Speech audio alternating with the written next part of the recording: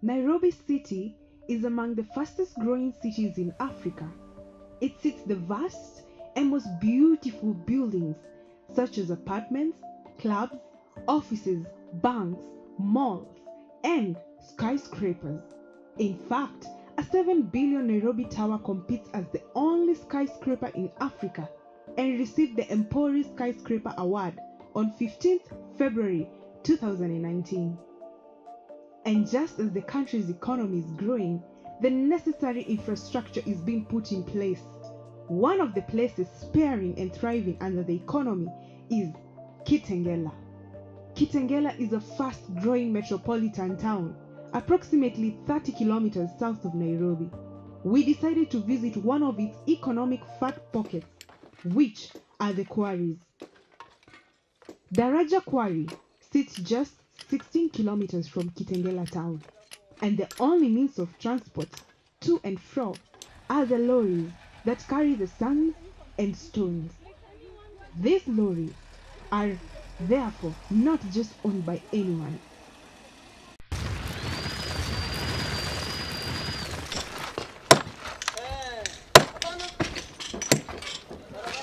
Now, one of the businesses that brings money to Kenya is mining.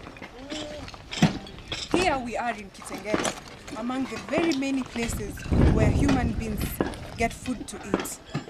There are so many people who are involved in this business, and we've come here to interview about the challenges they experience, the kind of days they have, what they go through, the sweat it takes to do a mining business. Work with us as we interview them. Different kind of things. Where do they get their food from? Who are they? Do they have families? Are they paying taxes? How is the environment? Are they covered by health? So follow us as we continue asking them questions of different kinds. But as much as this domain looks like a destitution, there are many people who depend on these quarries for provision of a livelihood and are actually motivated to come to work daily. Meet Patrick Wafula, a 30-year-old man. Na mimi ni fundi. Na napenda sana hii job yangu. Ndia kwa mjengo nikajua mawe hii ni 699. Ndio nikatoka hapo nikaingia kubeba hizo kuweka nje na nikakuja nikajua. Bidii tu. Mimi kazi yangu sioni kama ni mbaya. Ndio naipenda na addition nasomesha. Hapa tu.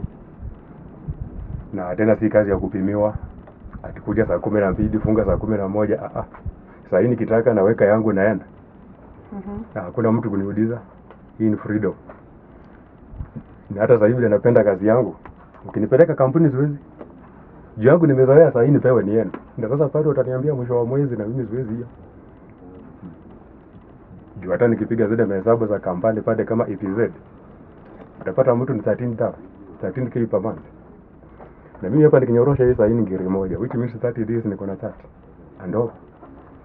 Na nikiwa nimependa si chini hivi. Saa hii napadilia, lakini nikifika kama hapo naweza tembea na ngiri na 500 kwa siku na ni masaa 6, 7, saa 8 nimefuga naenda. So naweza ona nikiwa na pesa, lakini sasa changamoto kubwa kuweka ndio shida.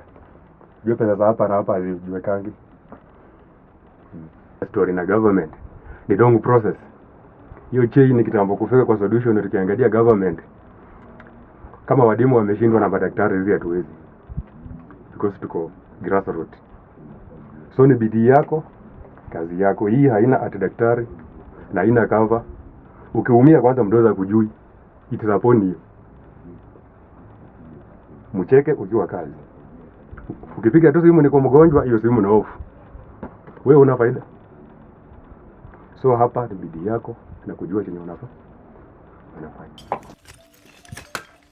Some of the women, often who end up to be their second wives, come to serve them melons, bananas, and tea as they continue working.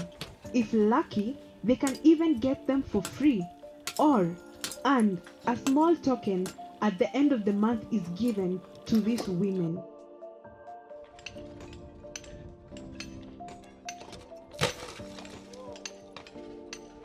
The first priority and concern of all the miners is the health and safety of the most precious resource, the miner. A trend in increased lung disease was, however, identified during a research by the Centers of Disease Control and Prevention. Exposure to dust can lead to several lung diseases, such as black lung, silicosis, bronchitis, and emphysema. But who is able to finance and educate these miners on it? Sasa unaweza kuwa unapiga mawe kidole ukate na mawe kidole kama sunai ukate na mawe hivyo. Sema mawe itoke juu kwa mkia. Wengi wamekufa. Tena kazi ni mzito.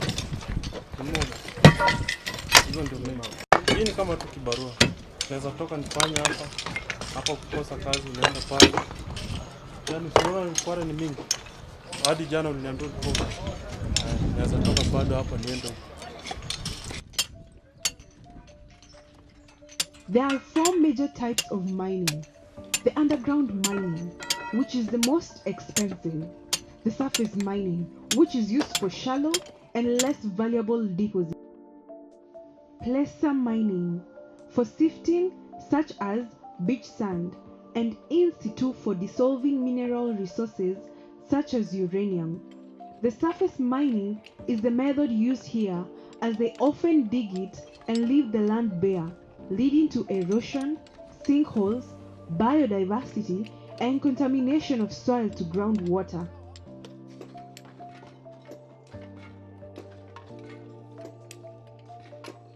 Kama mimi saa hizi unasikia nikwambia nalia macho. Ndio moja ioni sasa kuna mwezi ya Disemba ilinigonga hii jicho ingine. Kawa kufanya sasa ni ngumu. Mambo kama hiyo. Hii kazi yenyewe iko na faida na faida ni kidogo. Kulingana na zile expenses unatumia kitambo mawe zije kuwa tayari kuuza. It's lunchtime. Some of the miners are tired.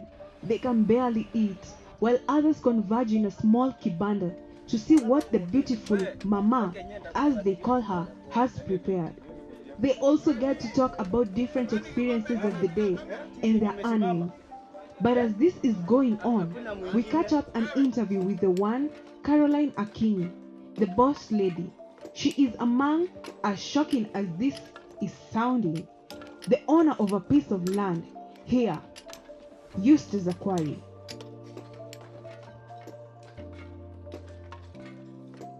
Nimeolewa, niko na watoto wawili. Venye niliwaambia mmoja kwa secondary mwingine kwa 6. Na mzee mimi nafanya hii jua kali ya huko, mzee anafanya jua kali Kitengela. Hii kampuni yetu inakuanga Shauri Yako company. Hata in case tuseme mtu ndiye ameumia kwa kware yangu, sasa mimi tu nione ati fulani ameumia, nishughulike ile tu ya yenyewe, huyo ni binadamu. Nichukue ati nampeleka usi kama fundi wangu. Ama mimi nikiumia, mtu tu aone ati hapana, mtu hawezi umia karibu na wewe. Lakini si huko ati ni guarantee ati kuna kitu kuna guarantee ati umeumia ati ni lazima nini. Hiyo haikuangi huko. Alafu sisi huko kwa kware sasa ni venye tunakuanga tumeshirikiana. Tunakuanga na at least si lazima, lakini ni kachama tu yenye tumetengeneza. Challenges haziwezi kosa. Obviously lazima zikue. Lakini sana tumezoeana. Na obvious hakuwezi fanya hata kwa kampuni utapata wanaume wako peke yao, utapata wamechanganyika. Ni venye tu unajua vituko lazima zitakuwa. Juu wengi wako huku utapata wengine wamesoma, wengine hawajasoma. Na unajua tu kuna tofauti, utapata maybe ama mwingine amekuona, amekutamani. Unaona? Ama mwingine amekuona. Kuna venye lazima utapata tu moja mbili matusi tu vitu tudogo, lakini si tumezoeana sana wageni sasa kama nyinyi venye mmekaa. Nyinyi ndio mnaweza pitia vitu kama hizo, lakini si tumewazoea tuonange ni kitu. Challenges zingine unaweza pata ni kwa mafundi. Labda umempatia ametoroka na pesa yako. Kama tuseme labda sasa huyo venye mmepata hapo. Huyo ni mtu mwenye nilimpea kazi last year. Sasa hii ndiye amekuja.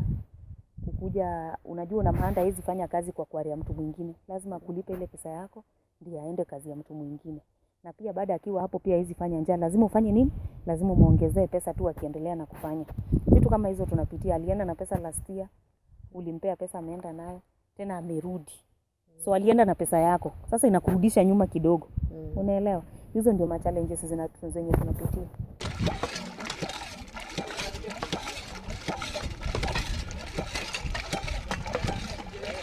For them to make work easier, here at Daraja Mining, one has to drill a stone, and inside that stone they put explosives, whereby one stone can break into millions of pieces.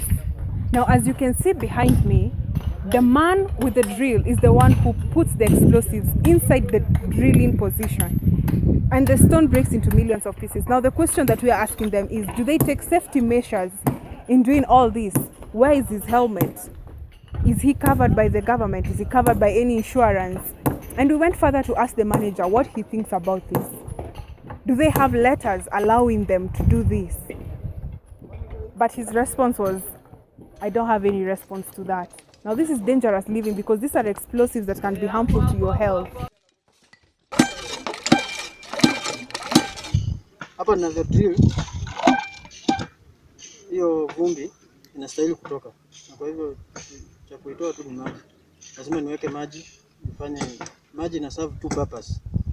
One ni ku fasten hii chuma, ifanye ikuwe nyepesi ndio iende. Two, kutoa hiyo vumbi.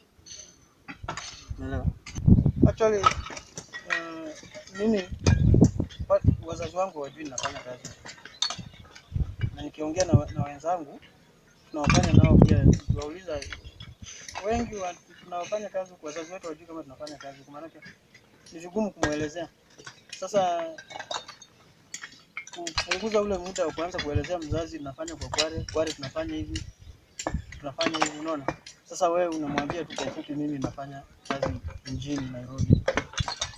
Kwa hiyo unajua hapa ni kazi yako kaunti. Kwa hivyo mimi namwambia tu kutoka nyumbani naenda Nairobi kufanya kazi. Lakini kitu kimoja ananiambia, nenda usiibe, fanya kazi yako vile unafanya tu. Lakini hajui kazi gani ninafanya. Sidhani kama nielezea mzazi nafanya hii kazi na nimchoree taswira kamili ya hii kazi inakaa aje, kwa nini hawezi kubali hivyo.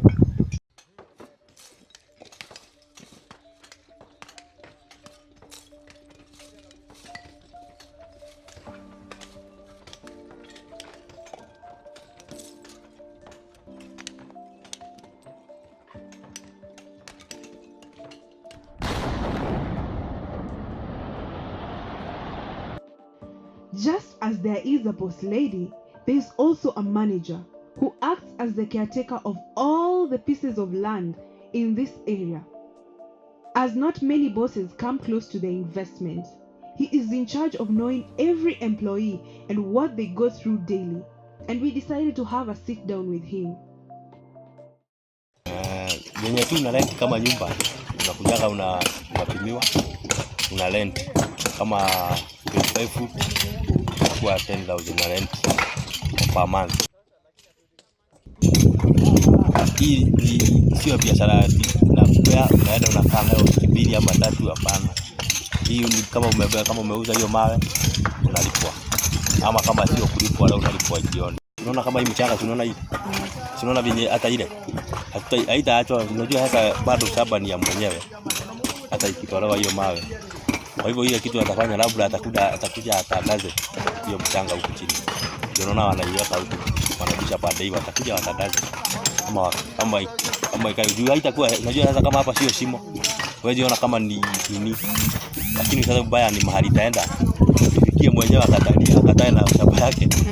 Sasa unajua itakuwa na hiyo nini. Some of the lorries transport the stones to go build houses, but this is, however, not a huge income roadmap. We found out the biggest profit-making businesses are the big cement companies surrounding Kitengela town, such as Bamburi Cement, Mombasa Cement, and this specific lorry was driving into Savannah Cement Company. They actually sometimes own the lorries or buy the lorries and hire them out.